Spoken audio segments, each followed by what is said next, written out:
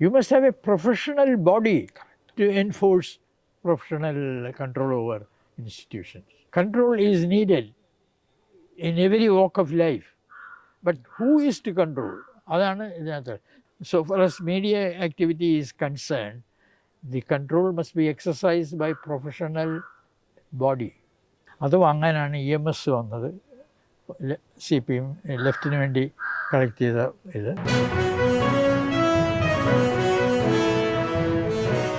നമ്മളിപ്പോൾ ഇന്നിപ്പോൾ തിരിഞ്ഞു നോക്കുമ്പോൾ പത്രപ്രവർത്തനത്തിൻ്റെ രീതികളെല്ലാം മാറി ടെലിവിഷൻ വന്നു. ടെലിവിഷനും ഏതാണ്ട് കാലഹരണപ്പെട്ട് കഴിഞ്ഞു. പുതിയ സോഷ്യൽ മീഡിയ വരുന്നു. യാതൊരു നിയന്ത്രണവും ആർക്കും ഇല്ലാത്ത ഒരു ഫ്രീ ഫോർ ഓൾ ആണെന്ന് പറയുന്നു. ആദ്യം അതൊരു ഒരു ഒരു ന്യൂ റിപ്പബ്ലിക് ഓഫ് ഫ്രീഡം ആണെന്ന് ധരിച്ചിരുന്നു. പക്ഷേ ഇപ്പോൾ അതിനെ പറ്റിയുള്ള സംശയങ്ങളെല്ലാം വരുന്നു. ആർക്കും ഒരു നിയന്ത്രണവും ഇല്ലാത്ത, അപ്പോൾ ഇതിന് മുമ്പ് വളരെ ഗംഭീരമായിരുന്നല്ല.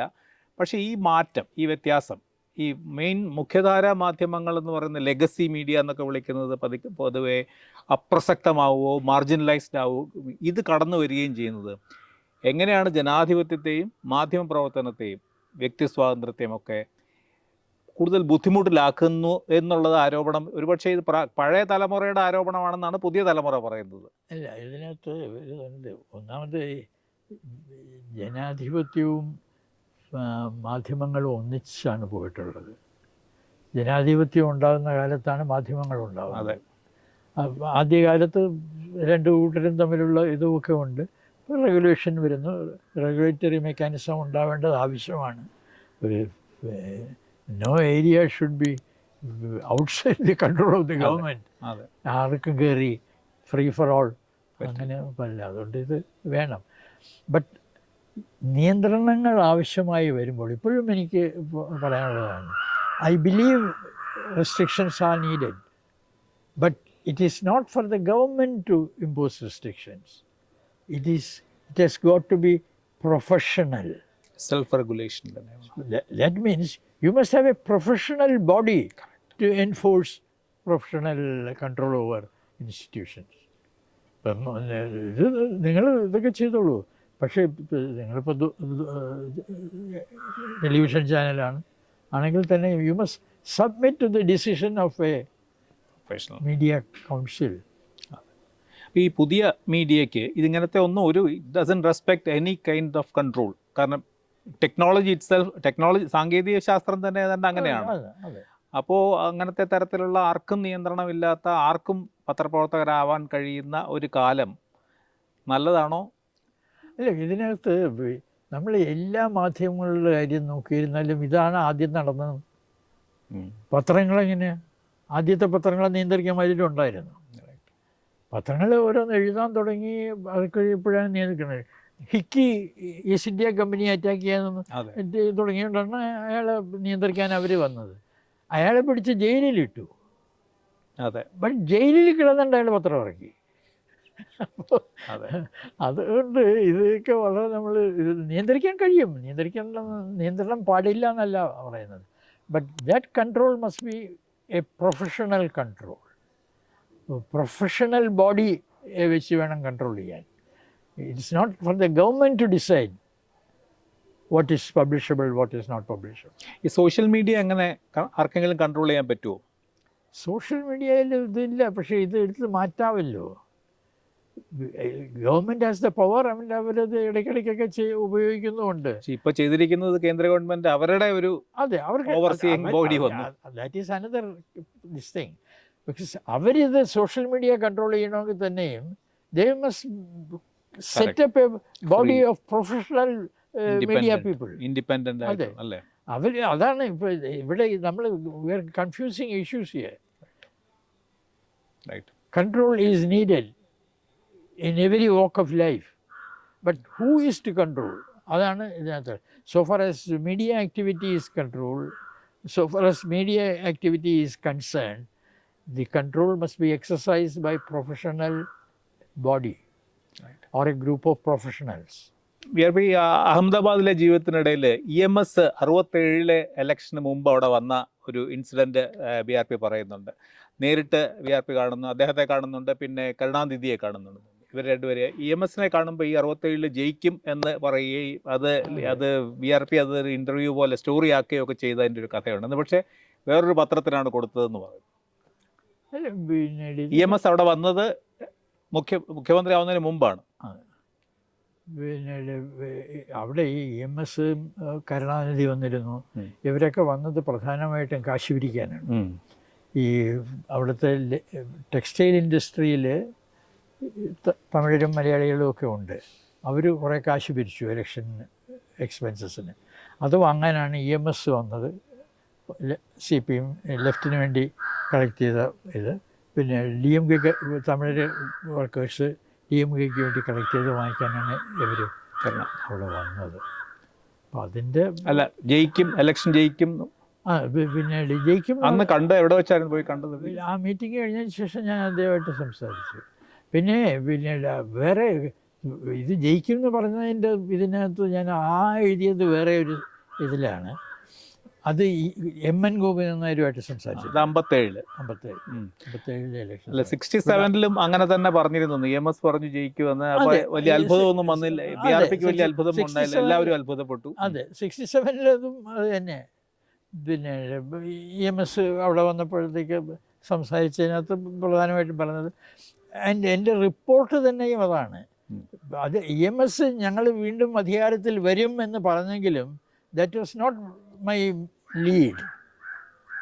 അതുകൊണ്ട് എൻ്റെ സ്റ്റോറി എല്ലാ പത്രങ്ങളിലും കൂടുതൽ വന്നത് PTI ആണ്. PTI എഴുതി EMS said that they will come to power, CPM will come to power again. BRP പറഞ്ഞത് ഇനി അത് കഴിഞ്ഞുള്ള പോളിസീസിനെ കുറിച്ചാണ് BRP എഴുതിയത്. അത് എനിക്കത് അത്ഭുതമല്ല, ഞാനത് പ്രതീക്ഷിക്കുകയാണ്. അടുത്ത തിരഞ്ഞെടുപ്പിൽ ലെഫ്റ്റ് വിൽ കം ബാക്ക്. അതുകൊണ്ടിട്ട് എൻ്റെ സ്റ്റോറിയിലെ emphasis was on what EMS said about how different the new government will be from the old one. അപ്പോൾ അതിനകത്തുള്ള there is an important lesson in journalism in that. You must remain in tune with your reader. റീഡറിനേക്കാൾ നമുക്കറിയാവുന്ന ഒന്നും അവർക്ക് അറിയില്ല. അപ്പോൾ അതാണ് ആ പുസ്തകത്തിൽ ഈ JBS ഹാൽഡെയിനെ പറ്റി പറയുന്ന ഒരു പരാമർശമുണ്ട്. JBS ഹാൽഡെയിൻ്റെ ചില ആർട്ടിക്കിളിനെ പറ്റിയൊക്കെ. അപ്പോൾ നമ്മൾ ഈ പഠിക്കുന്ന കാലത്ത് ഹാൽഡെയിൻ ഒരു വലിയ അദ്ദേഹത്തിൻ്റെ ലേഖനങ്ങളുടെ എഡിറ്റീവ് അങ്ങനെ എന്തോ അല്ലേ? അദ്ദേഹം എങ്ങനെയായിരുന്നു ഹാൽഡെയിനുമായിട്ട് ബന്ധപ്പെടുന്ന അദ്ദേഹത്തിൻ്റെ ചില ഹാൽഡെയിൻ പിന്നീട് ഇംഗ്ലണ്ട് വിട്ട് ഇന്ത്യയിൽ വന്ന് താമസിക്കാൻ. അത് ഇംഗ്ലണ്ടിൽ വിട്ടത് അമേരിക്കൻ സോൾജേഴ്സ് ഇംഗ്ലണ്ടിൽ ലാൻഡ് ചെയ്തപ്പോഴാണ്. നാറ്റോ വന്നപ്പോൾ അവർ അവിടെ ലാൻഡ് ചെയ്യാനായിട്ട് പെർമിഷൻ കൊടുത്തു, അവിടെ ക്യാമ്പ് ചെയ്യാനായിട്ട് പെർമിഷൻ കൊടുത്തു ബ്രിട്ടൻ. അപ്പോഴാണ് ഹാൽഡെയിൻ പറഞ്ഞത് you will not live in a country where foreign troops are there എന്ന് പറഞ്ഞാൽ. അപ്പോഴത്തേക്കാണ് നെഹ്റു ഇൻവൈറ്റ് ചെയ്തു, ഇന്ത്യയിൽ വരാൻ പറഞ്ഞു. ഇന്ത്യയിൽ വന്നപ്പോഴത്തേക്ക് he advised CSIR to give him access to some CSIR lab. അങ്ങനെ അവർ ഇവിടെ ഒറീസയിൽ CSIR ലാബോറട്ടറിയിൽ ആണ് അദ്ദേഹത്തിന് അക്കോമഡേറ്റ് ചെയ്തത്.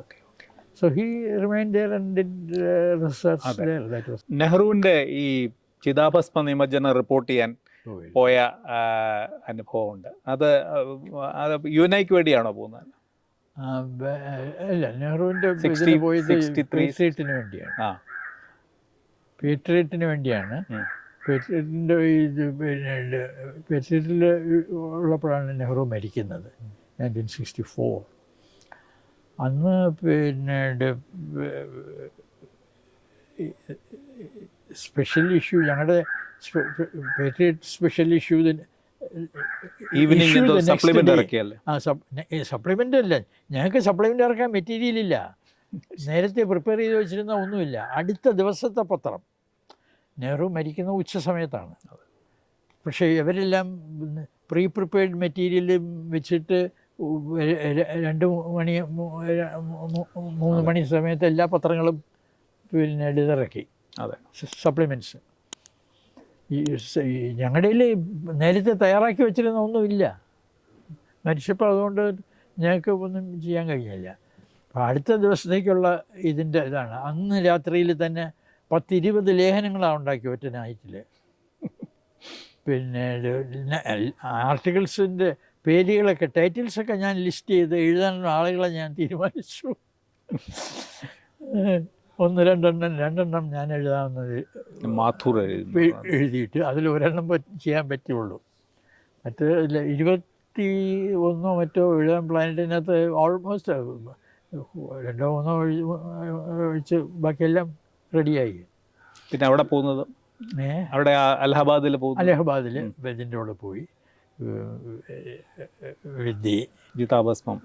ചിതാഭസ്മമായിട്ട് പോയി. നല്ല അവിടുന്ന് റിപ്പോർട്ട് ചെയ്തായിരുന്നു. അതെ, അലഹബാദിൽ നിന്ന് പോയിട്ട് അവിടെ നിന്ന് റിപ്പോർട്ട് ചെയ്യേണ്ടി വന്നില്ല. ഇച്ചിരി നല്ല നെഹ്റുവിൻ്റെ ആഷസ് ഇമേഴ്സ് ചെയ്യുന്ന ദിവസം പബ്ലിക് ഹോളിഡേയാണ്. അന്ന് പത്രമില്ല. ആനന്ദഭവനിൽ പോകുന്നുണ്ട്. അന്ന് വൈകിട്ട് ആനന്ദഭവനിൽ പോയി. രാത്രിയിലെ ട്രെയിനിൽ വന്ന്, രാത്രിയിലെ ട്രെയിനില്ല, ഞങ്ങൾ തിരിച്ചു വന്ന പ്ലെയിനില്ല, ഇന്ദിരാഗാന്ധിയുടെ പ്ലെയിനിലാണ് തിരിച്ചു വരുന്നത്.